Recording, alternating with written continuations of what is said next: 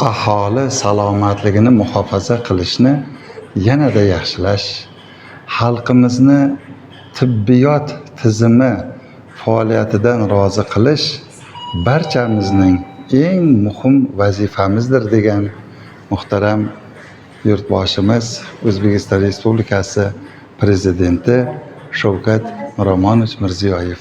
Biz bu so'zlarni, bu chiroyli manzaralarni Samarqand viloyati Nurobod tumanidagi Abu Ali ibn Sino nomidagi sanatoriyada mana yozib olyapmiz. Sanatoriyani yetakchi vrach shifokorlaridan biri, oliy toifali shifokor Voydulla Fayziyevich bilan suhbatlashyapmiz. Voydulla aka, bu menimcha assalomu alaykum. Davlatimiz rahbarining tashabbusi, ko'rsatmalari asosida Respublika kasaba uyushmasini sa'y-harakatlari bilan bunyod etilgan 3-zamonaviy binolar. 3-zamonaviy binomiz. Bu haqda gapirib beringchi. Bu binomiz 2021 yilda o'sha O'zbekiston kasaba uyushmalari federatsiyasini raisi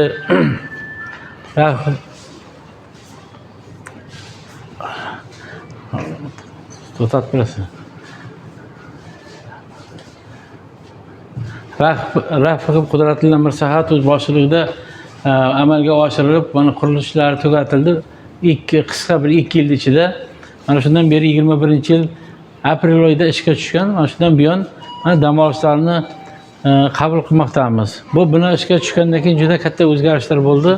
Jumladan bino bahaybatli, chiroyli, muhtasham qurilganligi sababli hozirgi kunda dam olishlarimiz soni yildan yilga ko'payib bormoqda. 200 assalomu alaykum, yaxshimisizlar? Assalomu. Yaxshi dam olyapsizlarmi? Ha, yashang. 260 atrofida dam olishlarimiz bo'lardi. Hozirgi kunda 350 tagacha dam olish sitirish qudratiga egamiz. Shu bugungi kunda 320 ta dam olishimiz shu sanatoriyalarimizda dam olib, horda chiqarib, o'z sog'liqlarini tiklab ketmoqda. Mana endi sanatoriyani mana tanishib yuribmiz. Mana bu hozir assalomu alaykum, yaxshimisizlar? Mana bu kirish qismi, bu holimiz, kirish qismi. Mana bu yerda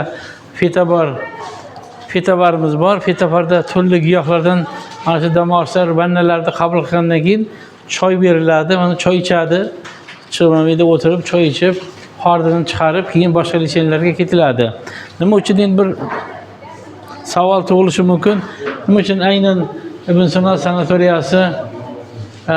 sanatoriyasida mana shu cho'l joyida qurildi degan bir savol tug'ilishi mumkin. Bunday bo'lishiga sabab edi asosan radon suvimiz bor.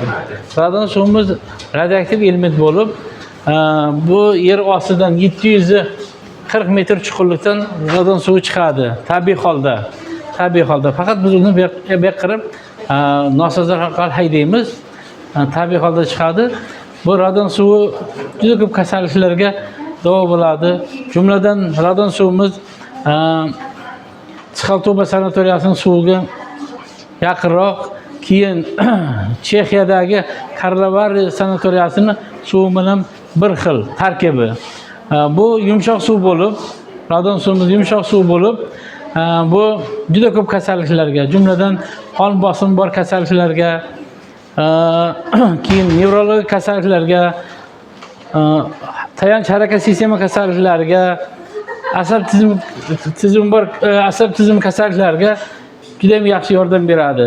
Mana bu yerda ko'rayotgan bo'lsangiz, maniki boshlig'imiz Nodir Sobirjonovich men Karlovariga borib bitta metod o'rganib keldi. Mana vannalarni qabul qilgandan keyin dam olishlarimiz chiqib, mana bu yerda dam olib, bir 10 minut dam olib, undan keyin boshqa litsenziylarga boriladi. Masalan, bir kunda 2 ta issiq murojaat mumkin emas. Buni dam olishlarimiz kelgan paytda ular hammasiga qabulxonada xodimlarimiz yaxshi tushuntiriladi, qon bosimlari o'lchanadi.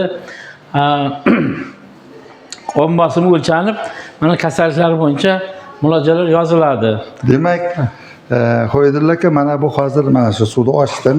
Demak, shu boya sekinda 740 metr chuqurdan kelayotgan o'sha qaynoq suvda. Qaynoq suv, tabiiy suv, ha. 43 gradus issiqda chiqadi yer ostidan. Ha. 43 gradus issiqlikda. Bemor demak bu vannani to'ldirib 10 minut o'tiradi. 10 daqiqa o'tiradi. Ha, bu suvni harorati o'lchanadi. Harorati 36-37 yarim tana temperaturasida bo'lishi kerak. Keyin o'tirgan holatda olinadi, o'tirgan holatda. Undan keyin chiqib mana bu yerda dam olishda dam olib, keyin boshqa muolajalarga borishga ruxsat beriladi. Endi bir yilda yaqinlargacha 5-6 ming kishiga xizmat ko'rsatilayotgani haqida bir suhbatda aytgandingiz. So'nggi yillarda qancha aytaylik mana shu bemorlarga, dam oluvchilarga xizmat ko'rsatyapsizlar? Ha, hozirgi kunda mana shu 3-binoni ishga tushgandan keyin dam oluvchilar soni juda ham oshib ketdi. Chunki muhtasham, ko'rkam, juda chiroyli qurildi. Hozirgi kunda 10 ming atrofida dam oluvchilar yiliga dam olib ketyapti. O'z sog'liqlarini tiklab, ish joylariga boryapti. Bizlar endi xabarimiz bor, yo'llanmalar asosan Profsoyuz kasaba uyushmalari qo'mitasi orqali sotiladi yo'llanmalarimiz. Ikki xil yo'llanma bor, bittasi byudjet orqali, bittasi ijtimoiy sug'urta orqali dam oluvchilar kelib, mana shu dam olib, sog'liqlarini tiklab ketishmoqda. Bu ezgu yo'lda sizlarga ham omad tilaymiz. Rahmat.